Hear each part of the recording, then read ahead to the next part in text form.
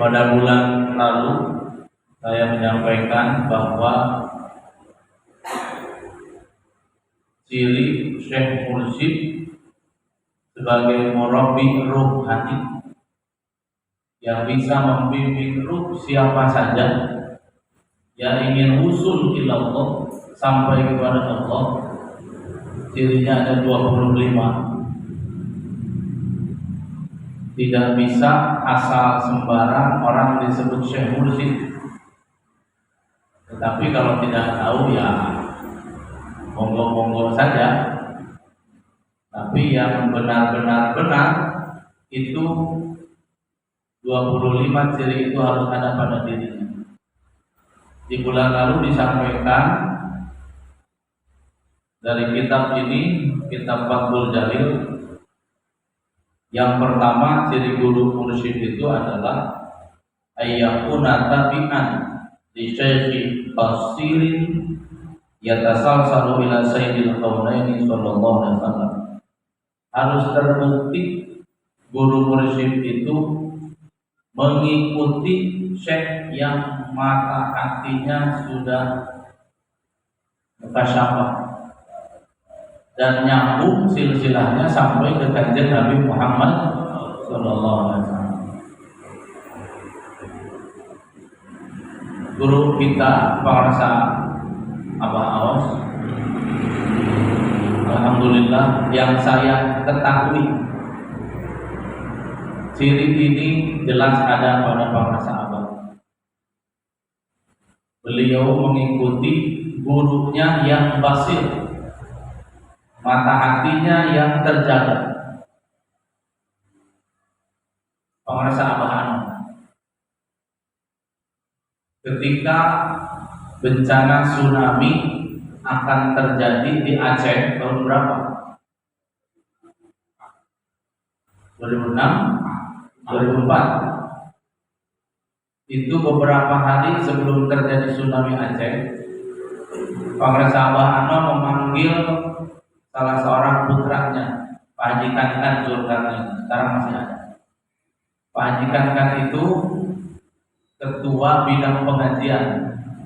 Saya diantaranya ustaz-ustaz yang terhimpun di dalam. Bangsa Abah Ano bilang pakai bahasa Sunda, memberi informasi beliau mengetahui apa yang akan terjadi di masa yang akan datang. Kata Abah Ano, sing hati-hati bencana kudu ngadareukeun. Sing hati-hati bencana kudu ngadareukeun. Ngerti Bapak Ibu? Gampang itu artinya, nggak sulit. Sing hati-hati sama ya, bahasa Sunda ya, bahasa Jawa juga ya. Harus hati-hati.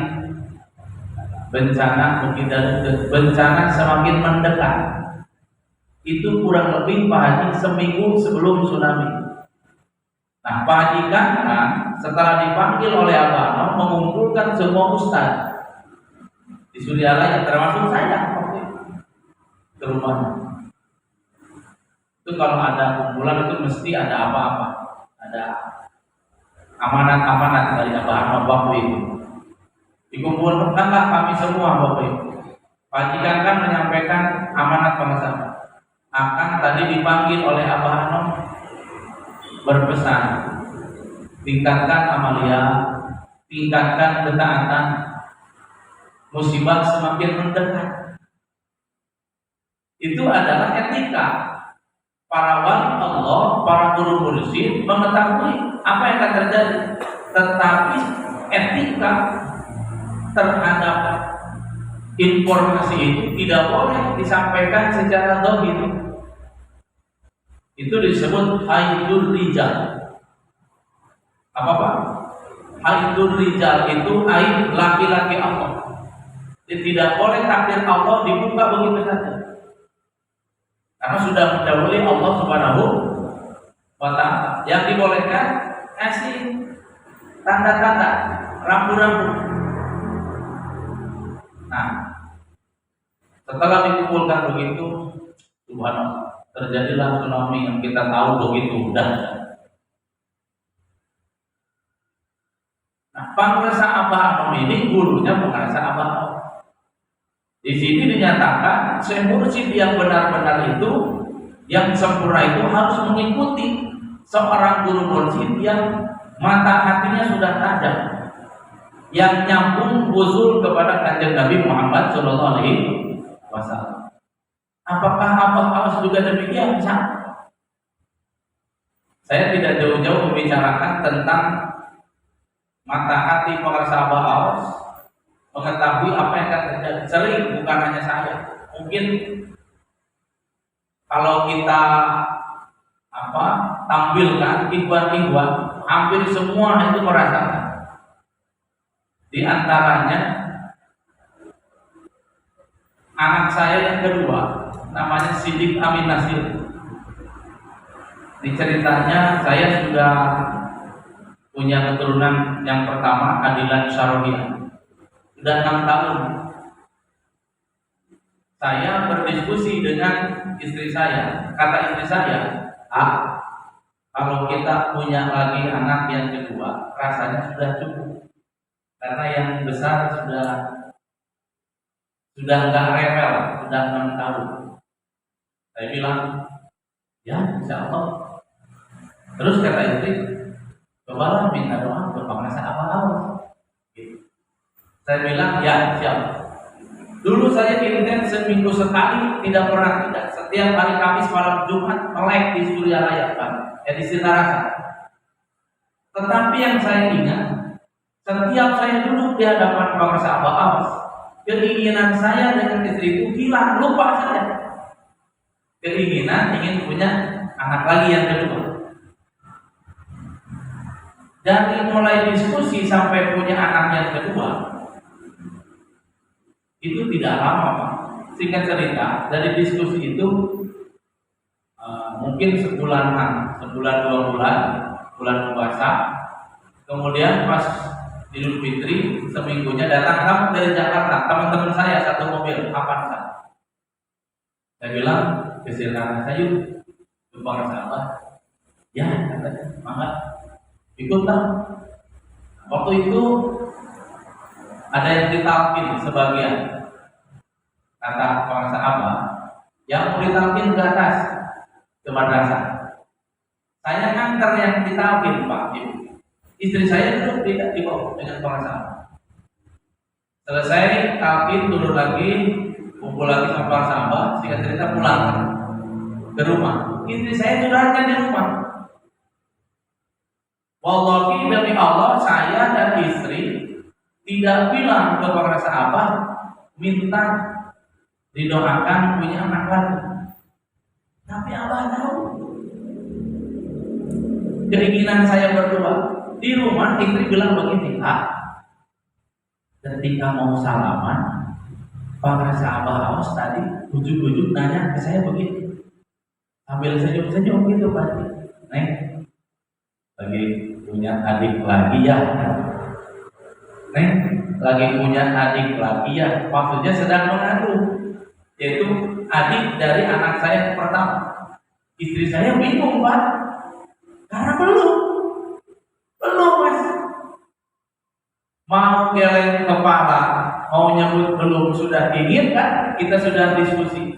Mau ngangguk juga belum ada ini. Istilah orang Sunda, istri saya seri koneng. Seri koneng itu senyum kuning, artinya membaur, tidak jelas senyumnya. Singkat cerita, bilang ke saya bilang semoga saja benar-benar jadi apa yang Abah bilang. Jadi sebetulnya pertanyaan yang Abah udah dengar, Neng, lagi punya adik lagi ya, katanya. Jadi senyumnya itu seperti menelanjangi keinginan saya beberapa bulan kemarin di rumah. Saya sama istri sudah diskusi mau punya anak lah. Singkat cerita pulang 4 minggu, dari Abah bertanya 3 minggu keempatnya gitu. Istri saya positif. Ketika akan diketahui Istri saya curhat ke saya, pinareun teh asa barareun lah. Tahu Bapak Ibu pinareun pasti tidak tahu. Pinareun itu ini susu, puting susu. Mas Fuad tahu puting susu? Puting. Susu ada putingnya. Pinareun itu bahasa halus, bahasa Sunda. Mengkel, boleh. Mengkel, ngerti mengkel ya? Kata istri saya ke saya, puting susu saya kok terasa mengkel, mengeras. Kan itu ciri ya. Ibu-ibu, adik-ibu, berapa ekor ibu-ibu? Ibu-ibu kalau mau hamil, ini puting susu suka mengeras ya? Iya, benar ini. Kata istri saya begitu, ini puting susu kok kayaknya mengkel. Terus gimana? Beli test pack. Ke apotek. Saya pergi. Deket lah dari rumah cuma 2 menit pakai motor balik. Pulang ke rumah, saya kasih. Saya duduk nonton TV, istri masuk WC. Di hati saya, kalau istri keluar WC senyum, pasti positif. Kalau istri keluar WC enggak senyum, pasti tidak. Gitu. Tidak lebih dari 10 menit, istri saya masuk WC, ngecek urin, air kencingnya. Saya nonton TV aja. Tanya, pas pintu WC keluar, tapi terbuka, saya langsung nengok. Pas saya nengok, istri langsung begini. Gimana? Hehehe. Yes, kata saya. Dan benar Pak, istri saya positif. Alhamdulillah. Artinya tadi, abah itu nanya pura-pura. Basir, mata hatinya tahu. Kita pun sekarang di sini sedang mana kibat, abah tahu. Mau lapor mau tidak. Ada lagi yang kedua. Ini kita menguatkan kejelasan bahwa Pangrasa Abawas itu Syekh Mursyid dan mata hatinya sudah terbuka, mengetahui apa, siapa, di mana. Cerita yang kedua, kisah nyata tentang begini. Ada ikhwan dari Ciamis, namanya Kang Ujang. Kang Ujang ini lagi keliling hutan, Pak. Kurang lebih butuh uang 250 juta. Mau menggadaikan, bahkan mau menjual rumahnya. Udah kesana kemari, kena BI checking, gak bisa. Datang ke saya, diantar oleh Abah Madin. Ada apa? Ada masalah, mau diantar ke Pangrasa Abah. Masalahnya apa? Butuh uang 250 juta, mau jual rumah. Aku udah mentok, kesana kemari selalu aja gagal. Terus gimana? Ya tolong diantar ke Abah, mohon berkahnya, semoga ada kemudahan. Ya udah. Dari rumah saya ke Pangrasa Abah 15 menit, kalau santai 20 menit. Sampai di sana itu pagi-pagi sekitar jam 9-an. Orang-orang sudah pada duduk. Kalau itu apa bilang? Naon cep, ayah naon, ada apa? Saya ke depan. Kang Ujangnya, ini suruh merapat. Saya salah, bilang begini, Abah, Kang Ujang, kakaknya Abudi Kremes, jadi adiknya pengusaha Kremes. Kang Ujang, kakaknya Abudi Kremes, sedang punya masalah. Masalahnya apa? Punya hutang berapa? 250 juta. Terus mau jual rumahnya, tapi kesana kemari mentok. Kata apa? Berayanya masalah, artinya sedang ada dalam masalah. Kalau gitu ya, ya apa? Kata apa?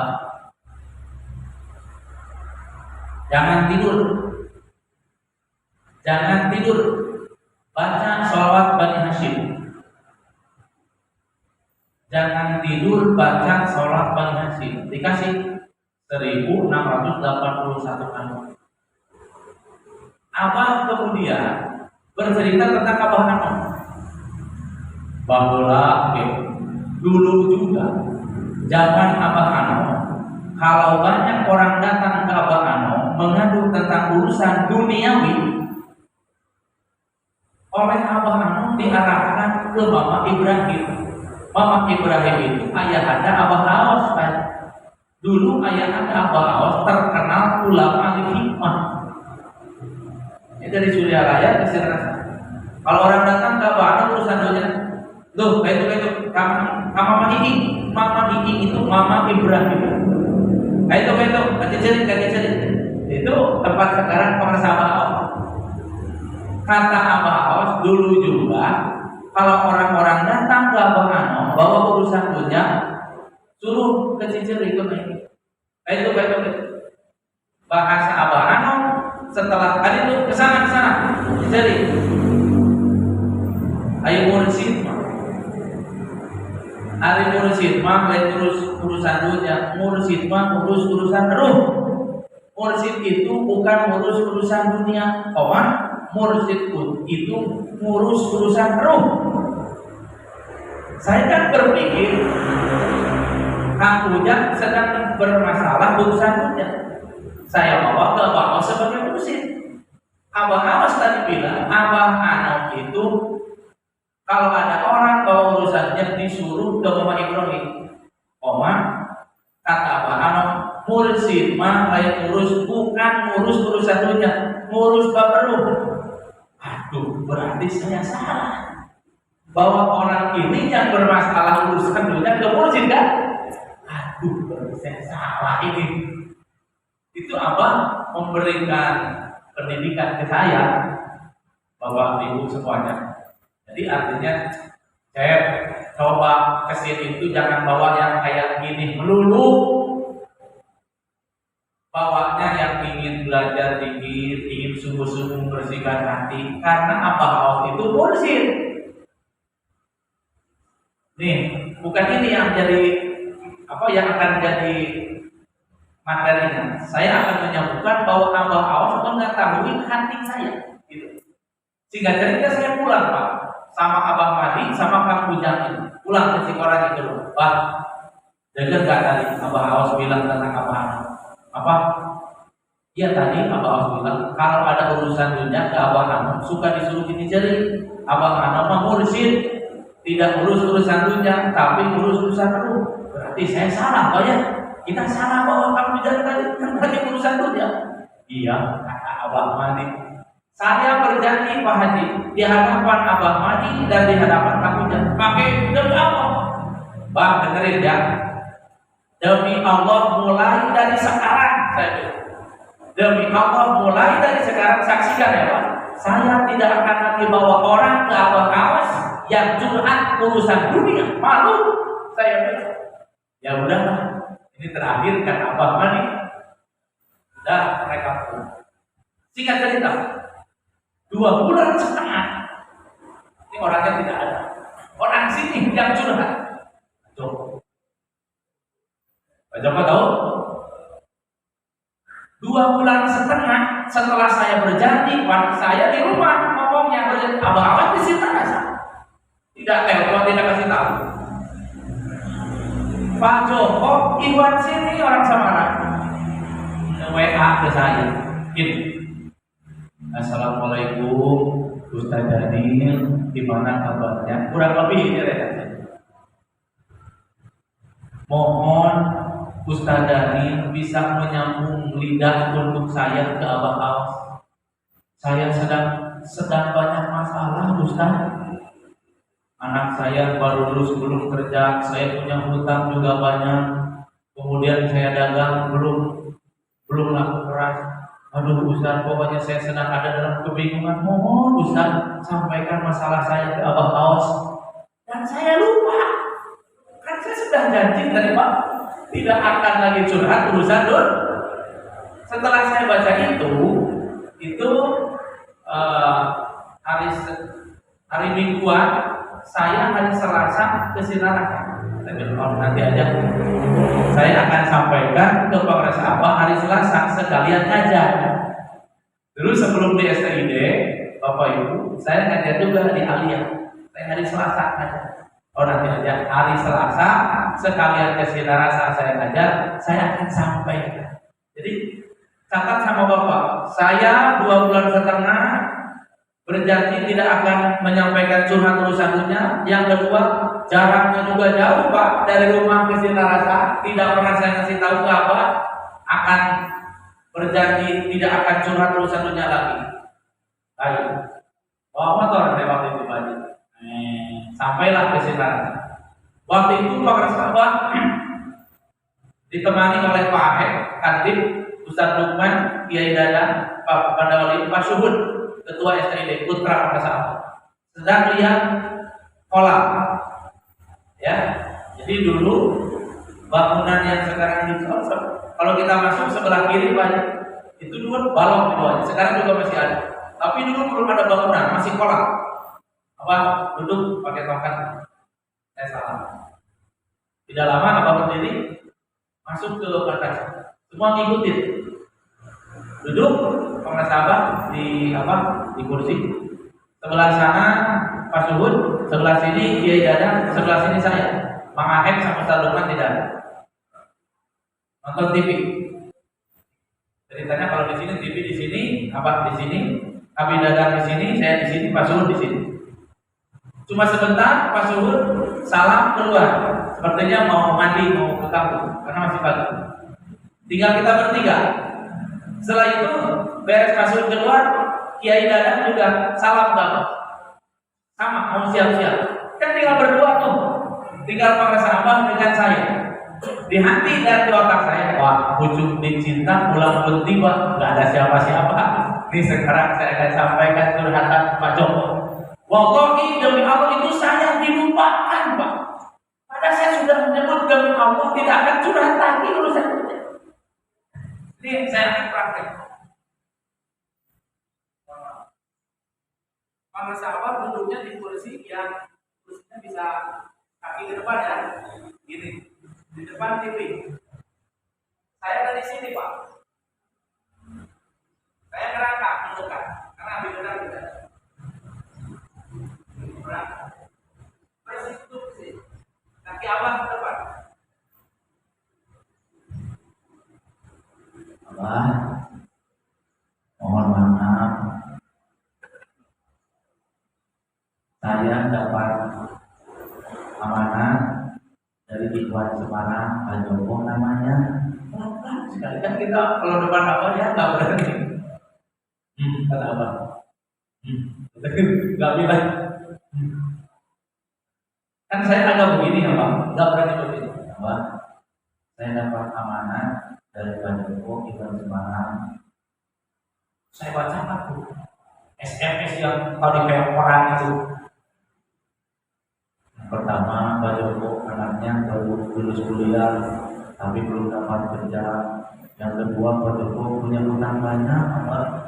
Itu demi Allah. Setelah saya Pak Joko 1, 2 yang apa langsung ini? Yang asalnya begini, apa langsung kayak pura-pura tidur. Sampai saya selesai mencurhatkan masalah Pak Joko. Anaknya selesai kuliah tapi belum punya kerja. Ini udah duduk nih Abang, udah gini ke kiri. Kemudian dia juga punya hutang banyak belum kebayar, dagangnya juga nggak laku, nggak banyak yang beli. Mohon solusinya dari Abang. Udah selesai pun saya curhat. Pas saya lihat, Abah marah. Saya duduknya begini Pak, tidak begini. Saya diam. Saya tunggu para sahabat melek lagi. Kalau duduk ini kalau lama lumayan ya. Oke ya. Saya rasakan Pak, ini semakin lama semakin pegat. Abah belum ngangkat kepala dan belum buka mata. Di hati saya tahu ini mungkin Abah sedang tergelap mencarikan amalan apa buat Pak Joko gitu. So tahu saya, demi apa? Saya diam pada. Semakin lama ini makin mudah. Kaki pegal ini. Abang belum buka juga ya. Belum mulai sama belum. Nah, Pak, kalau sudah gitu saya baru sudah ini. Dosa. Aduh, dosa saya apa? Ini masih ada apa-apa. Kesadaran. Ini kopi ini hidup terbawa sama sampai ini. Dosa saya apa? Salah saya apa? Sedikit pun tidak ada kata-kata. Cuma setelah langsung begitu. Saya pikir apa kesalahan. Itu kurang lebih dari duduk selesai saya curhat sampai saya ingat tentang janji saya tadi, kurang lebih Pak hampir setengah jam singgal 20 menitan. Karena ini ukurannya ini. Kalau 5 menit 10 menit kan masih kuat kita, betul lah. Udah sakit Pak. Apa? Berapa kata orang tua? Setelah terbuka, ya Allah, saya kan sudah janji tidak akan curhat lagi ke Abang urusan doa. Setelah saya terbuka dan ingat kesalahan, wallahi Pak, demi Allah, bangsa Abang langsung bangun. Ya, saya langsung malu sama Pak. Saya nggak bilang apa-apa lagi. Apa? Mau kesek balik? Ya. Itu. Jadi Abang tahu isi hati saya. Kalau harus Abang bilang, katanya nggak akan curhat lagi. Kok sekarang masih curhat? Dan diam aja. Abang tunggu saya ingatkan. Itu. Ini keterangan bahwa bangsa bahwa itu semursid yang mata hatinya basirunnya sudah. Jangan diragukan. Alhamdulillah. Ini baru kisah beberapa yang lain. Itu makanya etika yang paling baik para murid datang ke Syekh Mursyid itu gak usah curhat A, B, C, D, Abah ini. Dulu pengasah Abah bilang di Masjid Besar Ar-Rasyad di Tigian, asik. Datang ke guru itu gak usah banyak ngomong, datang saja duduk. Sebelum murid datang ke guru, semua masalah murid guru sudah tahu demi Allah. Sebelum semua murid datang ke guru itu sudah tahu. Jadi gini, misalkan hari Minggu mau berapa orang yang datang, masalahnya apa, solusinya apa, guru sudah tahu. Duduk, salam, duduk, dengar, sudah pulang. Makanya perlu betul kesungguhan dalam berguru ini. Kita mengenal para sahabat tidak cukup sekali dua kali terus. Dengan kisah-kisah ini semoga kita sedikit semakin terbuka kepada para sahabat. Amin ya rabbal alamin. Terus gimana Ustaz? Misalkan duduk doang, masalah kita amalkan. Semua amaliyah mursyid itu sebagai solusi Pak itu dari semua masalah kehidupan. Nanti ke depan kalau ini sudah selesai, pasti kita masuk kajiannya ke amaliyah. Zikir, khataman itu bacaannya dari itu semua ada. Ya, kalau ada orang ulama ahli hikmah disodori khataman sudah begini. Wah, udah tinggal diamalkan. Sudah dipilihkan oleh Syekh Mursyid. Amalan kita ini amalan yang paling mudah tapi bobotnya paling hebat. Tinggal keyakinan dan kesabaran dalam pengamalan. Itu Bapak Ibu yang saya muliakan. Ini cerita sedikit untuk diingatkan tentang amaliyah. Sama Iwan orang Ciamis juga. Namanya Kang Eri. Beliau usahanya pabrik sosis goreng, termas juga, kerupuk juga, makanan-makanan ringan kan di Ciamis ini. Ini sedang diuji ekonomi, sedang terkapar ekonominya, nanya ke sana kemari, termasuk nanya ke seseorang yang dia yakini bisa memberikan solusi, seorang ibu-ibu. Ya di sini apa namanya? Kalau di sana pananyahan, orang yang coba ditanya. Pas datang ke seorang ibu-ibu, Cep, kunaon ka dieu? Sadaya lagi tos aya di guru salira. Ibu ini tahu buat apa ke sini? Semuanya sudah ada di guru Anda. Padahal belum pernah ketemu sama Pak. Sampai malu sendiri. Kang Eli tadinya mau minta air, mau minta apa gitu ya. Dibalikin sama si Queen. Buat apa ke sini? Semuanya sudah ada di guru Anda. Sudah pernah. Gak dikasih apa? Gitu Pak. Jadi dalam bertoriko ini, dalam berguru mursyid ini yang harus diutamakan mengamalkan apa? Walaupun sudah saya sudah 30 tahun berguru ke Abah, sudah 40 tahun, bukan urusan puluhan tahun diamalkan apa tidak. Kalau diamalkan, saya yakin semua masalah akan teratasi. Tapi kalau tidak kurang atau tidak diamalkan, ya jangan nyalahkan torikohnya, jangan nyalahkan abahnya, diri kita yang belum maksimal. Jangan pesimis, terus saja. Makanya ada kajian seperti ini, ada manaqib di mana-mana. Ini untuk menggugah kita semua. Hadirin yang saya muliakan, itu ya. Ini semoga kisah-kisah ini memberikan dan menguatkan hati kita untuk lebih yakin kepada guru mursyid kita. Amin ya Allah ya Rabbal. 5 menit lagi ya Pak ya. Di sini ada hadis Nabi yang diukil oleh para sahabat dari kitab Tauhidul. Kenapa kita harus benar-benar memilih syekh mursyid itu yang tasalsul, yang nyambung? Ini ada hadis seperti ini. La'anallahu man intasaba ila ghairi abi. Allah melaknat kepada siapa saja yang menasabkan guru-gurunya kepada yang bukan semestinya.